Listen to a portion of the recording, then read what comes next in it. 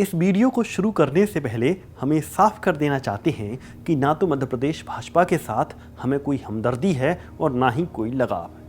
लेकिन बीते रोज एक ऐसा घटनाक्रम हुआ कि ना चाहते हुए भी हमें भाजपा के साथ थोड़ी सहानुभूति हो गई। और उसका कारण ये था क्योंकि भाजपा के प्रदेश प्रभारी मुरलीधर राव अपनी प्रदेश इकाई के बारे में ऐसी बात बोलकर चले गए जिसे ना तो पार्टी निगल पा रही है और ना उगल पा रही है।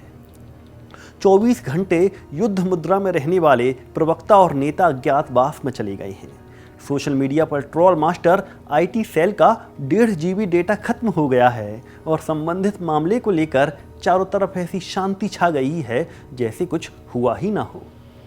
ऐसे में जरूरी है कि कोई तो मुरलीधर राव को ये समझाए कि उन्होंने जो बात कही है वह पूरी तरह ठीक नहीं है। वैसे अपनी बात को हम आगे बढ़ाएंगे, लेकिन इससे पहले ये जान लीजिए कि मुरलीधर राव ने कहा क्या था। आपको इतना वरदान जनादेश के रूप में प्रदेश में, जिलों में और क्षेत्रों में लगातार, अब इसके बाद रोने के लिए कोई जगह नहीं है कि मौका नहीं मिला, मौका नहीं मिला, मौका नहीं मिला। ये रोने के लिए कोई जगह नहीं है।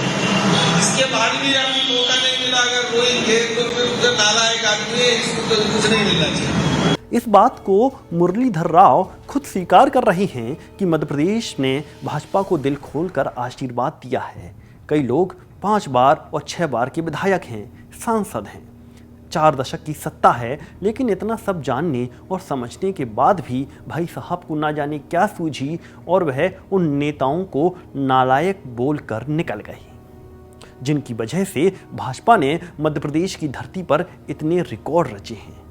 अब राव साहब जरा आप ही बताइए कि इतने बड़े राज्य की सत्ता पर लगभग 2 दशक तक शासन बरकरार रखने वाले नेताओं को नालायक कहना ठीक है?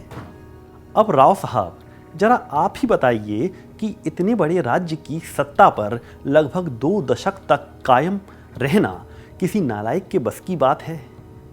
मुरलीधर जी, आपने बताया कि आपने 6 महीने तक बहुत प्रवास किए, बहुत बैठकें की, तब जाकर प्रदेश के बारे में आपको ये जानकारी हासिल हुई।